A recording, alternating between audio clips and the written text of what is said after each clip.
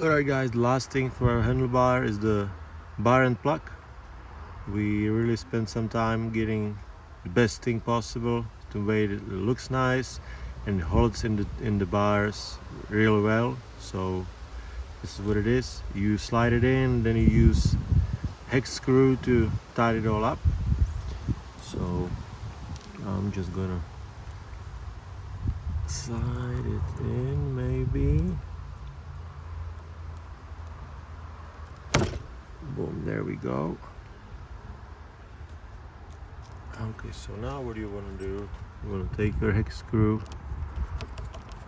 and make sure it's nice and tight. That way it holds real nicely in place.